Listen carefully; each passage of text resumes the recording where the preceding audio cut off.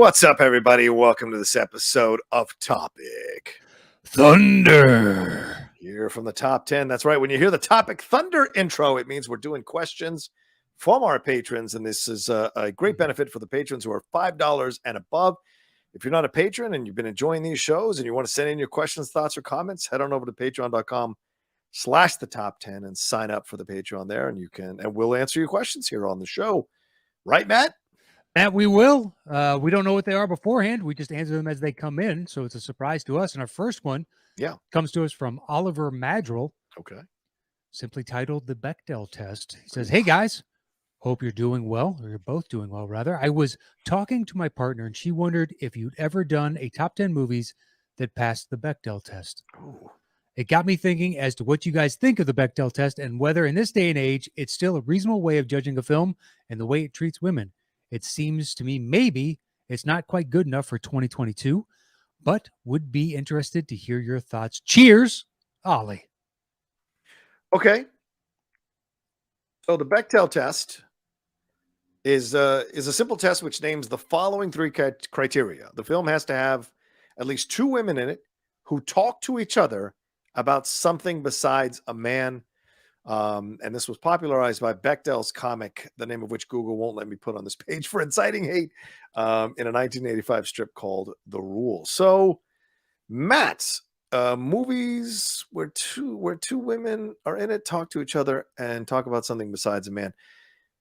So the question is that's still a good way to judge a movie in today's modern day and age? I think it's a good element to start with now. I think we've crossed the Rubicon of needing the Bechdel test to pass just to be able, like, if they do just at least do that, then it's a good movie that respects women. I think now we've moved past that, where we've evolved in what we expect to see from these movies and what we expect to see from the female characters and how the female storylines are handled in these movies. So I think it's a good starting place. I don't think it's the end place anymore that it used to be. What about you? That seems reasonable. I think that I never thought about it until it was pointed out to me. Yeah, agreed. Because we're men. Why would we? We're just so like, yeah, sure, these were fine. Yeah, and then you're like, oh yeah, you're right. Yeah. It is exceedingly rare when they have two female characters on screen that aren't obsessing about. Maybe obsessing is too strong, but fighting about a man over or talking with. Yeah, fighting over or the object of the entire conversation, the whole reason for their existence within the story, and I mean that shit definitely still does exist, and I do notice it now, whereas I was oblivious to it before. Oh, totally. Yeah. And there are instances where it's completely reasonable in the context of the story that they would be having this discussion. Yeah. But it's good that we recognize, hey, the conversation should elevate beyond. This is not all any two individuals would ever be talking about. Right. So, I think your point of it's a good jumping off point of do this and then increase. I think it's just a case-by-case scenario. Yeah. Whereas I don't know that you can singularly judge any film based upon one litmus test. Mm-hmm. But yeah, it does lead to a more nuanced discussion. Yeah, I think more films that fail this are rightfully criticized than not. Like you said, it's all a case-by-case basis. There are films that fail this that aren't necessarily disrespectful towards women, right? But there are a majority of them that do fail that are, because they turn the female subplot into female storyline into a subplot or into a side plot that they don't have to deal with or spend too much time creating or touching in on or adding layers to. Like, I was watching Robin Hood, Prince of Thieves the other day. It was on just randomly, and I watched the last hour of it because I was writing something and working on something. So I was like, okay, I'll have it on as background noise. And I noticed how, like, she just sits back and wait. Like, after she fights to get into the camp with Robin, the rest of the time she is a damsel in distress. The whole last part of the movie. And you're just like, that would not have, this is a woman you presented to me as this kick-ass woman, but then you sidelined her so that you could focus on the man. It's how I feel about Raiders as well. You sidelined Marion after she showed you how much of a badass she was and drinking and, kind of handling her business through the back half of Raiders of the Lost Ark. Whether you agree with it or not, it's just how I feel. And I feel this way about Robin Hood. Here's Mary Elizabeth Mastrantonio getting dragged from one place to another because of Alan Rickman and what he's doing. And Robin has to come in and save her. And I think if you were to make that movie now, because she has a maid who's her assistant, or her assistant rather. I don't know if she's a maid, but she's an attendant, maybe you would say. They would have had many conversations about other things besides Robin, but all their conversations are pretty much about Robin or the Sheriff of Nottingham, which is the Alan Rickman character. So I think you could do the film completely different nowadays. If you were to do that film, right? There have been many King Arthur films, but if you were to do, or Robin Hood films rather, but if you were to do this specific one, redo it, I think you'd approach it differently. Mm-hmm. And it just struck me this time. That's something I'd never registered, Matt. Never once registered, never once bothered me. And I hadn't seen the film in forever. And then watching it this time, I was like, oh yeah, this thing fails the Bechdel test. And this thing absolutely marginalizes the lead female to be obsessed with Robin, in love with Robin, seeing Robin naked, all of this. Robin is the cool guy. So it's a different. Yeah, but seeing him naked was if this movie had been made 10 years previously, she would have been naked. Yeah, right. It would have been her naked, right? Good point. Yeah, so it's a role reversal, and we're trying to update and make it less sexist and whatnot. I mean, but I also think that's a little bit of Costner's ego, where the woman is looking sure. at him, is obsessed with him. Yeah. So, well, I mean, she, by the story's account, she was already intrigued and entranced by him because they'd had a previous history, and then he comes back into her life. So she has, it sparked feelings that had been dormant or possibly extinct because they didn't think that they would come to fruition again. Right. And I believe attendant, I'm guessing Lady in Waiting is probably Lady in Waiting. My apologies. Yeah, her valet, but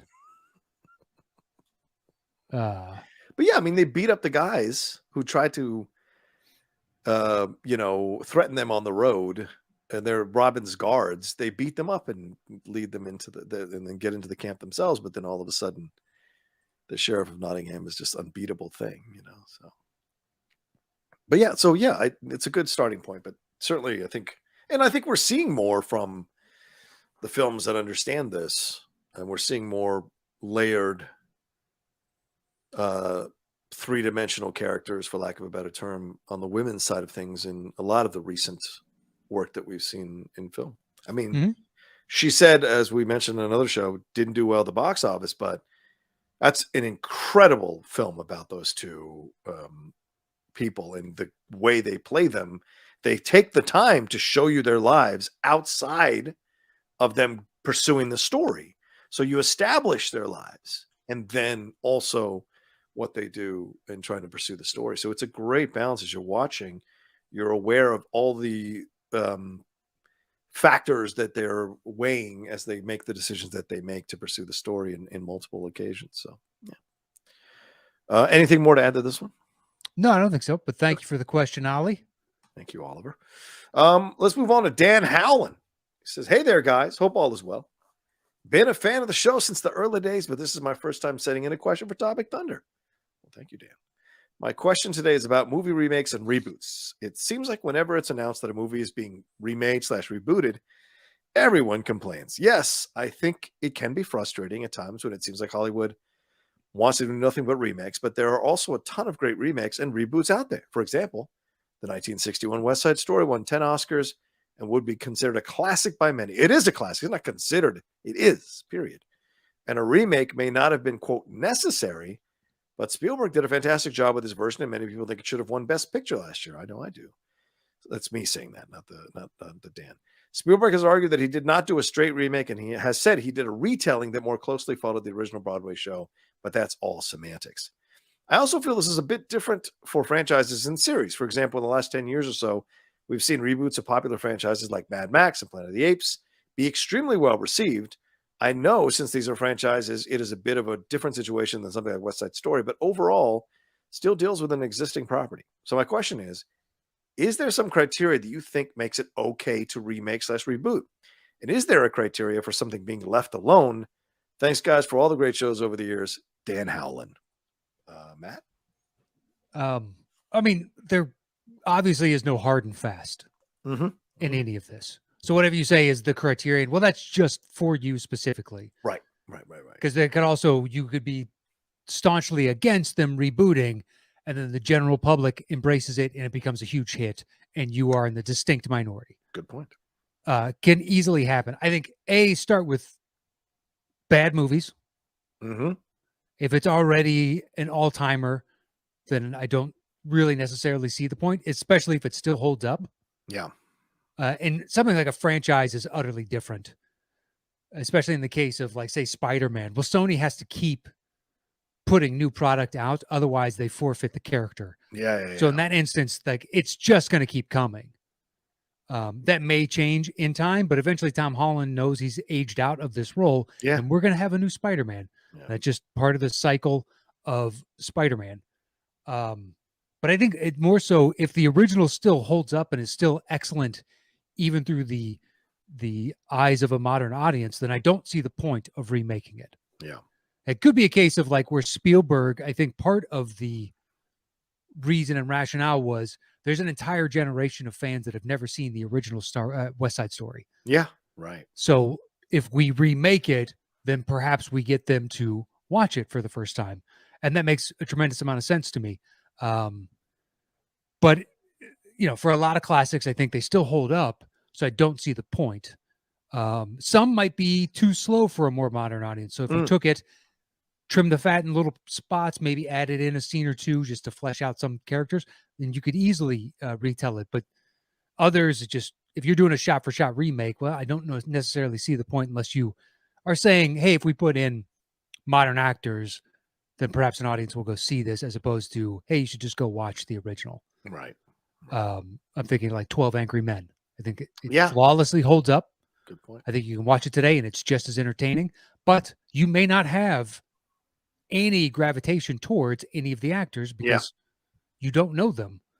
So you're not emboldened to watch the movie. I get it. But if you're saying, oh, we're going to remake Goodfellas, I think the original is perfect. And I think it holds up for a modern audience.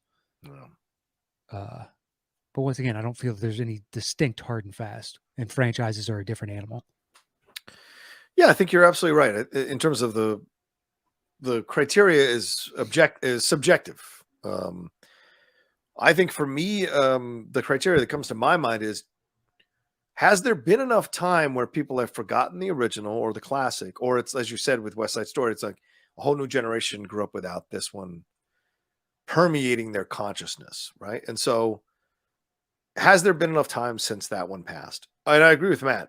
If these are bad movies and you want to remake them because you think there's a kernel of that could be actually be a really good movie, they just got, you know, it's just terrible execution for whatever reason, then yeah, those are the ones I would champion much more than trying to remake a classic or trying to remake something that's very well revered by film fans.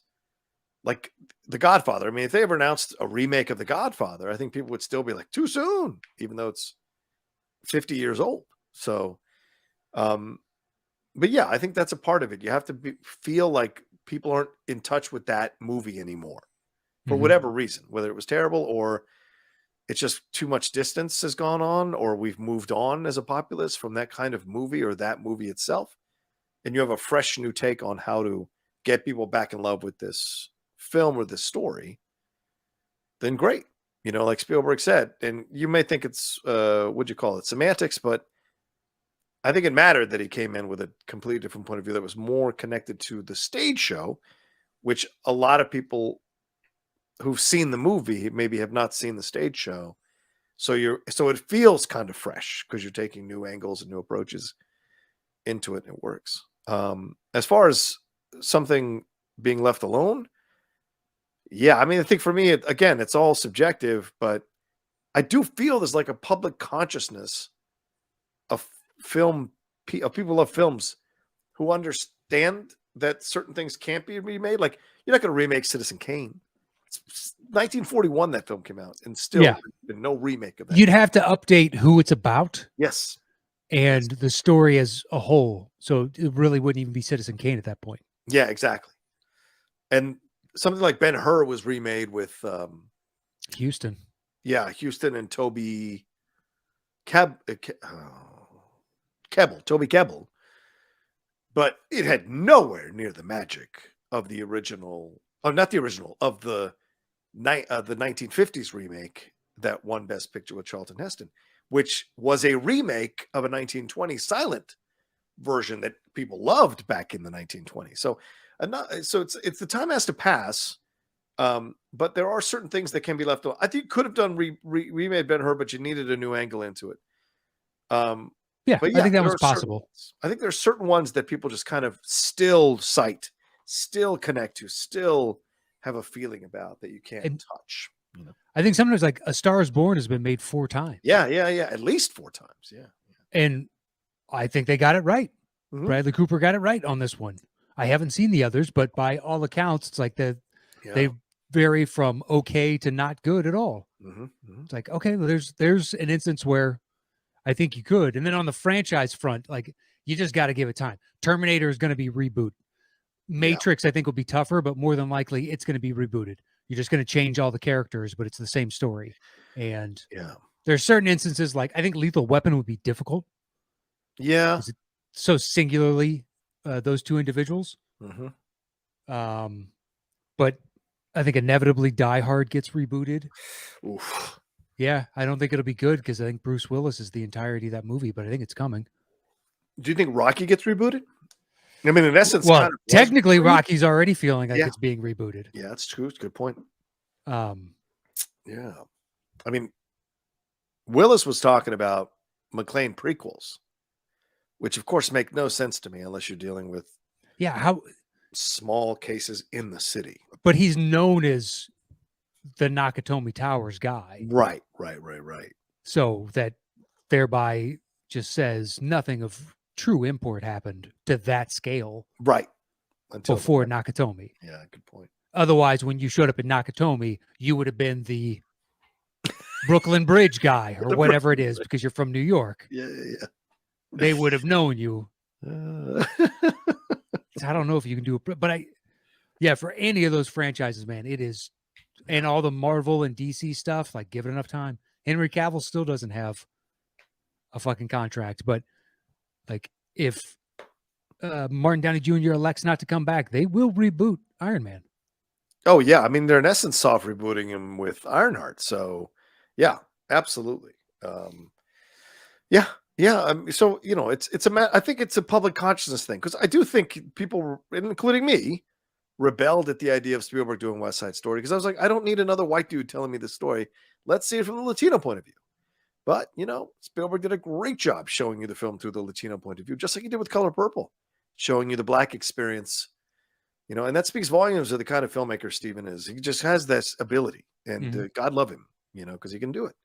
And so he really did it with West Side Story. And so you can resist it, but that's for most filmmakers. I hope that motivates them to do an even greater job with it, to kind of put it in people's faces for doubting them. So, yeah, I do think there are certain films there. I don't think, and there's not that many that you can't touch, but there are certain ones that, like, if you're going to touch it, good luck.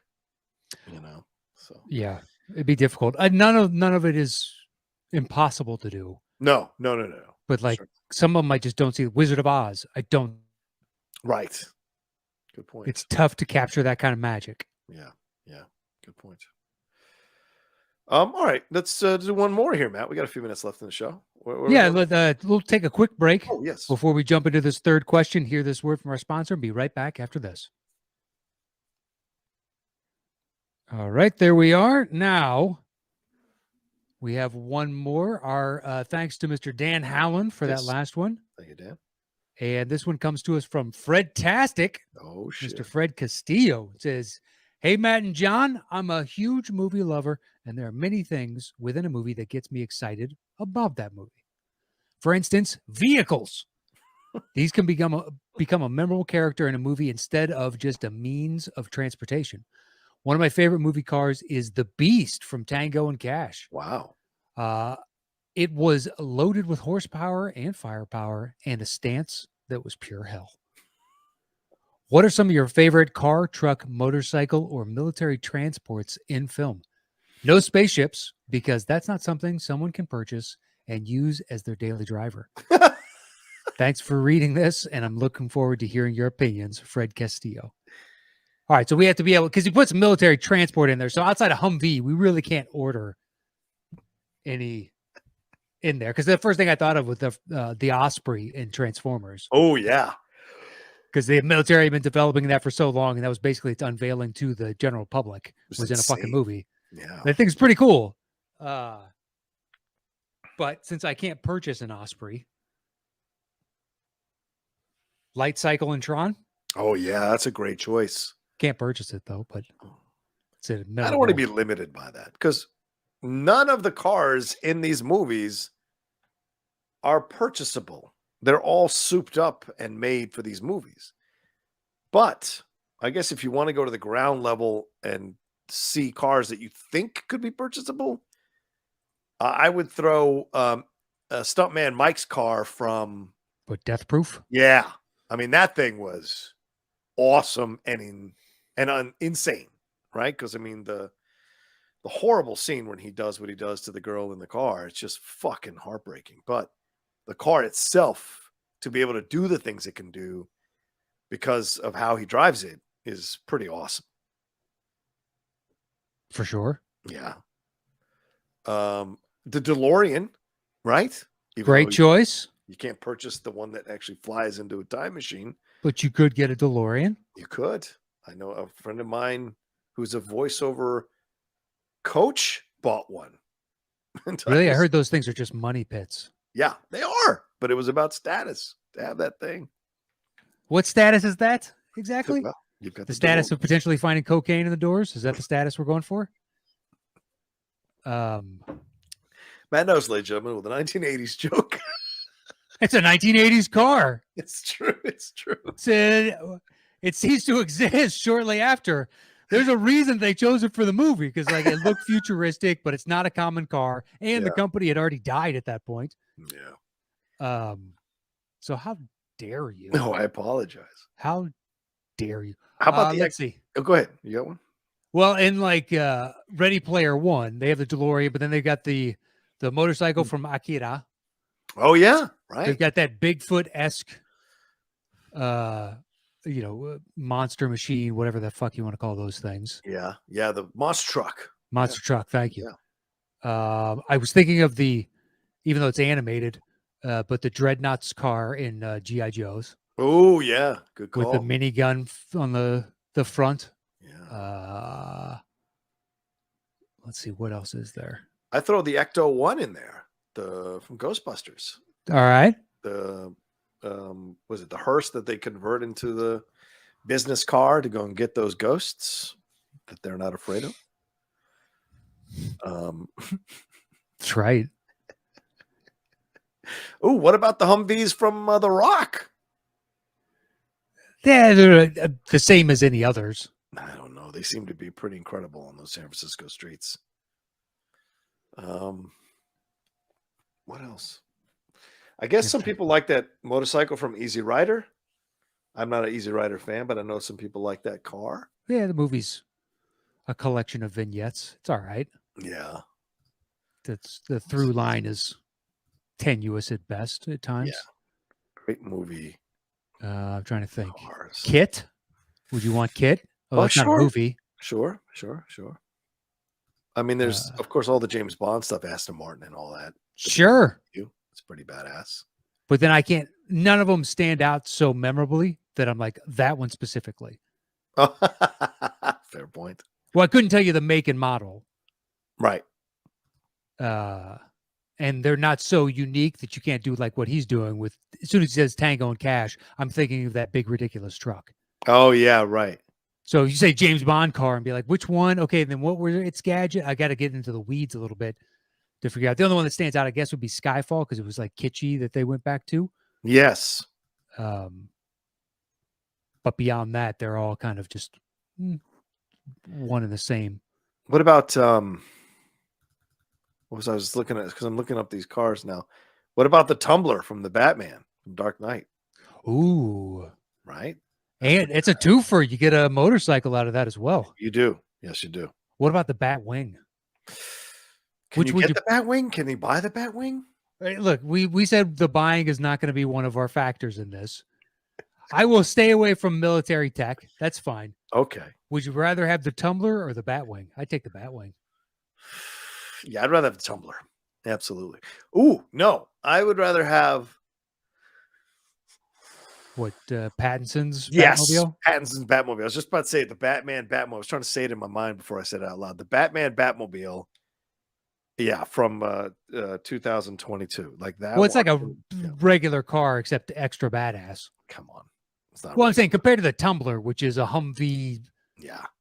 made for very specific military applications. Tumbler's a bit too much. Tumbler's like my dick is kind of small.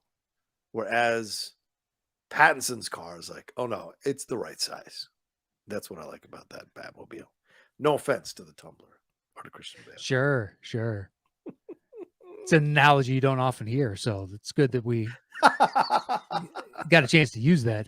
Hey-oh. Listen, Uh, you calm down there, DeLorean. You can fucking calm down. I made a cocaine reference because of the owner.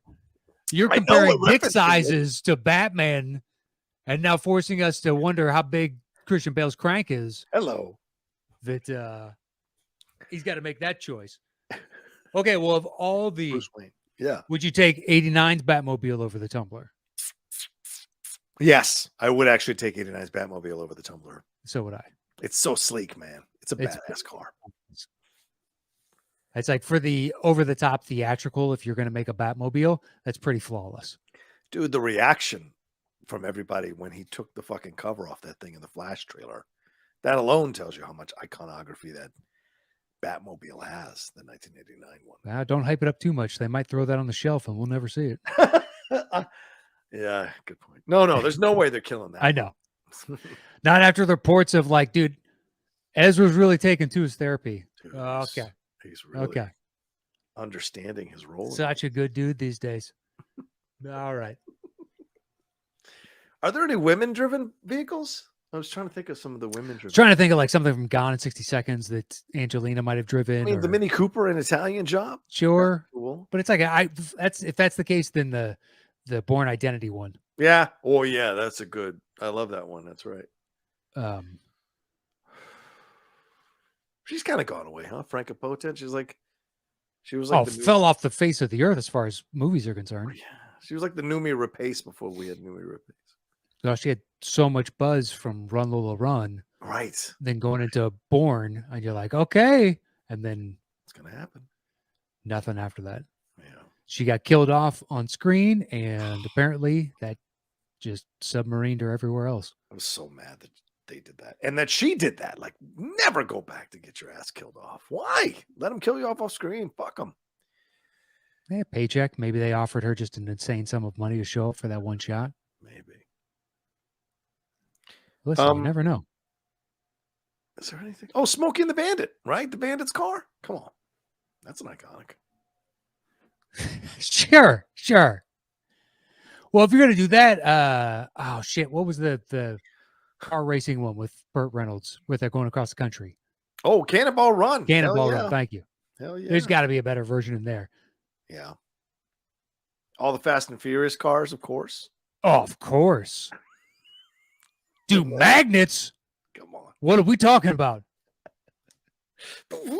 These things got magnets now. Oh god, this fucking franchise.